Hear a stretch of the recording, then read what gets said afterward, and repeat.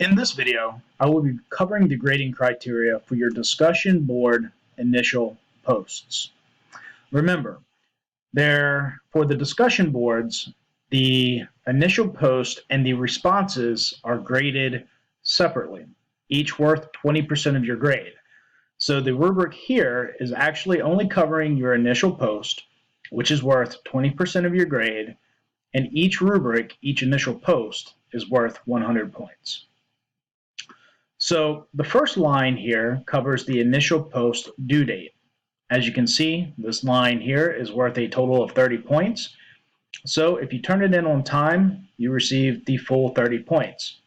If it's 1 day late, you only receive 20 points, which is minus 10.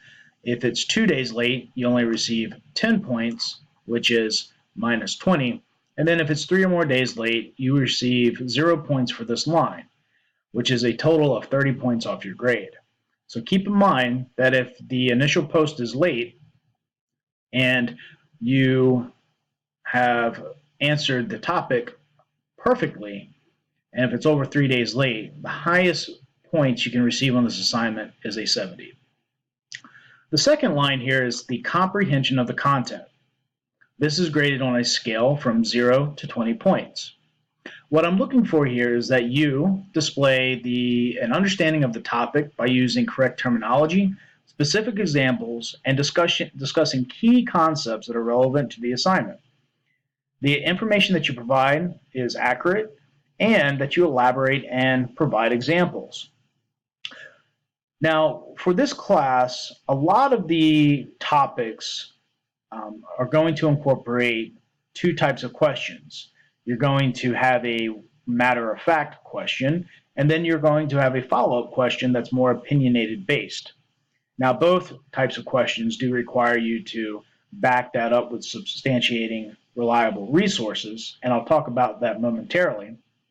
But in both of those types of questions, you are showing me that, and your classmates, because this is a discussion, that you have a correct understanding of the topic that was covered. So very important here is to explain and elaborate. Now, this initial post, I will say you should treat this like you are typing an essay, like you are writing an essay, which is very important to think about as you're constructing your discussion assignments. So I do say that the minimum for the initial assignment, initial post, is 300 words. Now, what I'll say is this, is that you can answer each question within 300 words. You would need to be deliberate and explain very straightforward concepts. But don't be afraid to go over 300 words. Now, I don't expect you guys to have a 10-page paper or anything like that. That would be just too long. But the key here is to work through the questions by providing examples and explanations, and ensure to elaborate. The reason here is because let's say you use terminology incorrectly. If you use the terminology incorrectly, but you provide no examples and no elaboration on it, I can only assume that you did not understand the terminology at all. So therefore, I have no choice but to take off points for this section here. However, if you use terminology incorrectly, but you provide some elaboration and some explanations and reasons or examples, then I can at least see the thought process that went behind how you understood the terminology and the topic. And so therefore, if it's not perfect, I can at least assess your thought process, which will help me to provide you more points on this section here. The next section is the reasoning and resource usage. For these assignments, you should be using your textbook, if there is one assigned, as a primary resource for the discussions. If you're in a class that does not have a textbook assigned, then your primary resource should be the module resource folder. Either way, you need to use reliable resources. If you're in a class with a textbook that has a textbook assigned, and you do not use that textbook as a resource, you will be losing points here, even if the answer is completely correct. because what I'm looking for is that you are reading the concepts, because we are going to be having a discussion on these topics, and I want to ensure everybody is on the same page. So definitely ensure that you're using your textbook as a number one resource. Outside of that, I am expecting that you guys use reliable resources. So if I see that you're using Wikipedia, blogs, Facebook, or other social media outlets to substantiate the information, you will lose points in this area too. The last line here, not the last line, but the next line is the in-text citations and references. Just for a quick explanation, the in-text citations occur within the paragraphs or the content of your writings. Typically, an in-text citation only incorporates the author's last name and the date that the publication was published. What that does is, in your writings, that tells your reader that that particular sentence is an idea you got from your source and not an original thought. So anytime that you cite something or that you're writing on something that you get from your source, you should have an in-text citation. Now, your reference list is a compilation of your in-text citations. In your reference list, you're telling the reader exactly where you got your information. So there is a lot of overlay between the in-text citations, reference, and grading points here and the resource usage. Now, I have over here that the reference list is in the correct format and the in-text citations. What I mean by this, I do not expect perfection. So if it's not exactly APA format, you're not going to be losing points for correct format.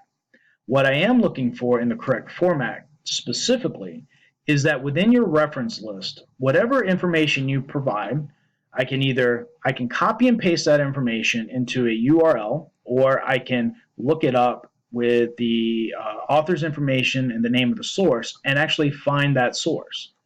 So let's say you use a Google search engine to find a reliable news article. That article could be reliable, and it could be a really good example. But in the reference, if you just put Google search, that won't be the correct format.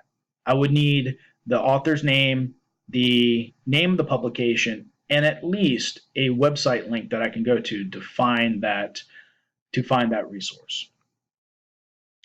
The last graded line here is clarity, mechanics, and grammar. Now, this is not an English class, so I do not expect perfection, and I'm not going to be going through each discussion with a fine-tooth comb to ensure that every single grammatical rule is used correctly.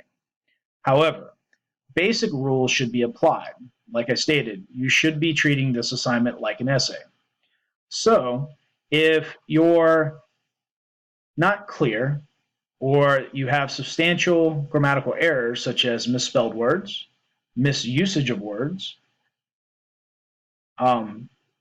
punctuation errors, and capitalization errors, what happens is you reduce the clarity of your work. Remember, in your work, you're trying to display that you comprehend the content of the assignment. If you have significant grammatical errors, it reduces that clarity and makes it difficult for me to see if you truly understood the topic. And the more grammatical errors you have, most likely, these points will be dropping as well.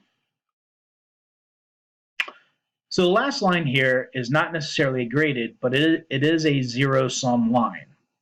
What I mean by that is your work is either plagiarized or not. Plagiarism is something I take extremely seriously, so definitely take some time to read through the Student Code of Conduct and understand what plagiarism is and what can occur. Generally speaking, the way I deal with plagiarism is if it happens once, you will receive a 0 on the assignment and be provided with an opportunity to redo it. If it happens a second time, you will receive a 0 on the assignment and you will not have an opportunity to redo it.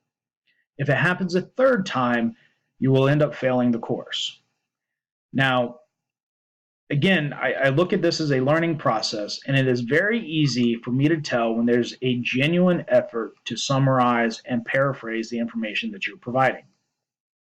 If I do not see that effort, then we will be having meetings and talking about it. And that's why I give students an opportunity on the first time to make up the assignment.